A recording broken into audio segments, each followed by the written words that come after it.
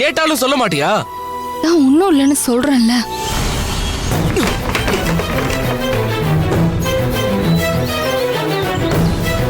என்ன ஆச்சுன்னு கேட்டுக்கிட்டே இருக்க. இங்க பாரு, உனக்கு ஏதோ பிரச்சனைன்னு ஃப்ரெண்ட்ஸுங்க சொன்னாங்க. யாரு பிரச்சனை பண்ணா? அவன் பேரை மட்டும் சொல்லு. கெமிஸ்ட்ரி டிபார்ட்மெண்ட் பசங்க உன்னையும் என்னையும் சேர்த்து வச்சு தப்பு தப்பா பேசுறாங்க, மோசமா கமெண்ட் பண்றாங்க. என்னால காலேஜுக்கே வர முடியல. அவன் பேர் என்ன? ஆதி. அவ்வளவுதானே, விடு. இனிமே அவனுங்க உன் பக்கமே வரமாட்டானுங்க. நான் பாத்துக்கிறேன்.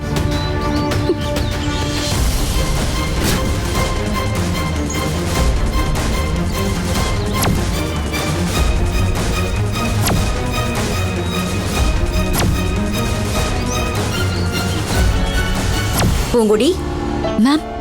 ஏன் இன்னைக்கு லேட்டு? Sorry ma'am.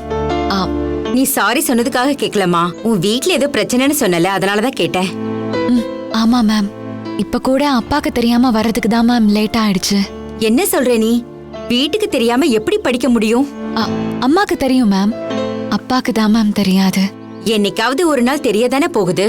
ஐயோ மேம், தெரிஞ்சா நான் காலேஜ்க்கே வர முடியாது மேம். அப்பாவுக்கு தெரியாம காலேஜ்க்கு எப்படி வர முடியும்? மேம், நான் +1 +2 அப்படிதான் மேம் படிச்சேன். என்னம்மா சொல்ற? ஆமா மேம். அப்பா எப்பவுமே பொண்ணுங்க 10ஆம் கிளாஸ்க்கு மேல படிக்கவே கூடாதுன்னு சொல்லுவாரு. இனிமே பிரச்சனை இல்ல மேம். கரெக்ட் டைம்க்கு நான் வந்துருவேன். எப்படி வருவ? எங்க அம்மா அதுக்கு ஒரு ஏற்பாடு பண்ணிருக்காங்க மேம். அப்படியா? நான் வேணும்னா உங்க அப்பா கிட்ட பேசி.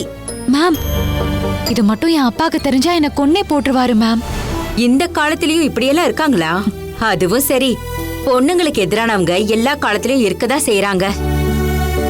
இங்க பாரு, உனக்கு என்ன ஹெல்ப் வேணும்னாலும் என்ன கேளு, நான் உனக்கு செய்யறேன். Thanks ma'am. சரி, கிளாஸ்க்கு டைம் ஆச்சு, இப்ப நீ போ. Okay ma'am.